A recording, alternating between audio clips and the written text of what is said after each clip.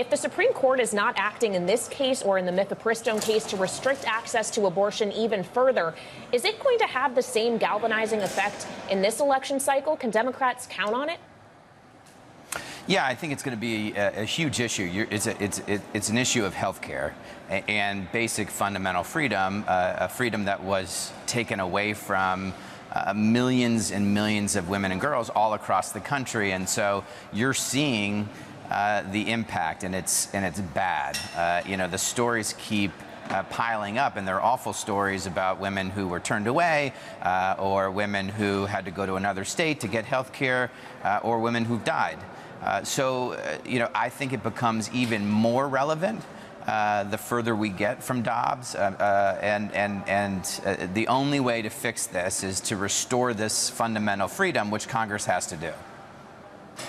Is it possible for Joe Biden to make that case before the nation tomorrow night if he continues to be reluctant to use the word abortion?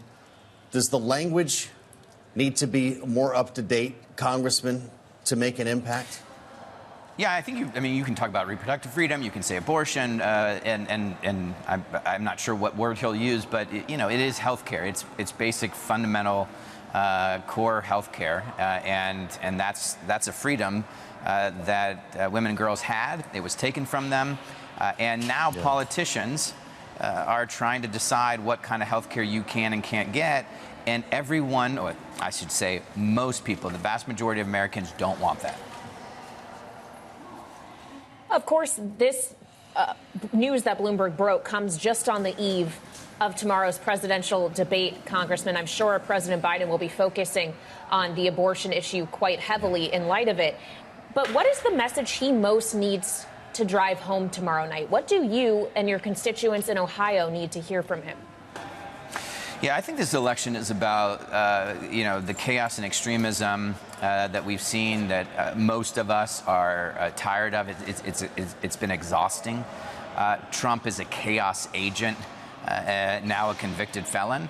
But what I hear most back home in Southwest Ohio is that we want everyone to quiet down and do their jobs, do it in a bipartisan way, get things done. Help us out, but certainly don't do things to hurt us. And whether it was January 6th and trying to upend the presidential election, or it was overturning Roe and taking away reproductive freedom from millions and millions of women and girls, to a whole, to book bans, you name it. And quite frankly, the economy and the fact that Trump wants to spend another $3 trillion giving billionaires more money at the expense of the rest of us. That's chaos, and people want normal, pragmatic, bipartisan leadership, and I think that's got to be the core message.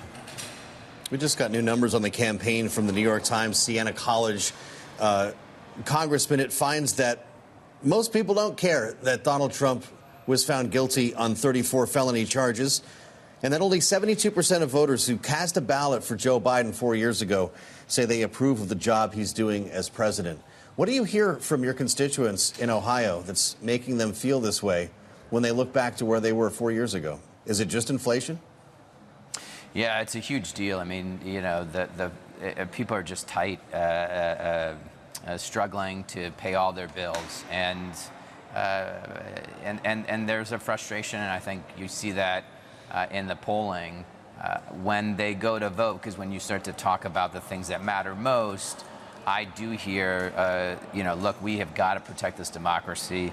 We've got to be serious about restoring the freedoms that have been taken away and be done with these culture wars issues. We got to fix the parts of the economy that are broken, where you have these mega corporations and billionaires making just this insane amount of money at our expense. I mean, the American people are pretty smart. We know who's taking our money. Like when we go to the grocery store and we buy stuff, we know who's charging us, higher prices, and we can see it on Instagram and TikTok and television, what the billionaire folks in this country, how they're living. And I think most Americans want that fixed. And I do believe that Joe Biden, who grew up in Scranton, has a much better sense of how to do that, whereas Trump wants to spend trillions and trillions of dollars, giving tax giveaways to millionaires, billionaires, and big corporations at the expense of the rest of us.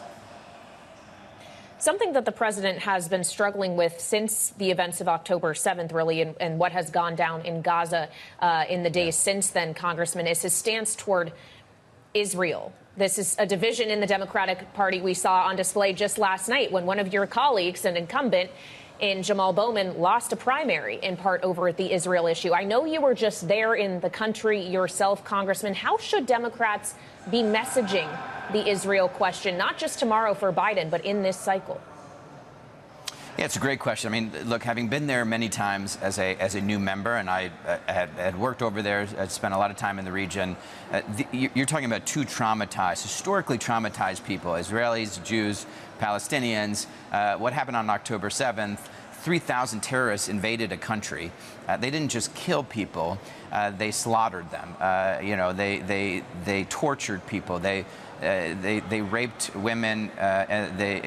They raped them and then killed them. I mean, and they've taken hostages. 120 hostages still remain, including 8 Americans. And so where we all can, I believe, be aligned is that terrorist organization needs to be dismantled. The IDF, Israel, is weeks away from dismantling the military capabilities of Hamas. That will allow for any number of really positive things, including putting the Middle East on a path to peace. The situation in the north requires us to stand very tall and very strong alongside Israel and our other global partners to ensure that Hezbollah and Iran stand down and move back. In the end, all the hostages go home, Gaza gets rebuilt, and we are on the path to a sustainable peace.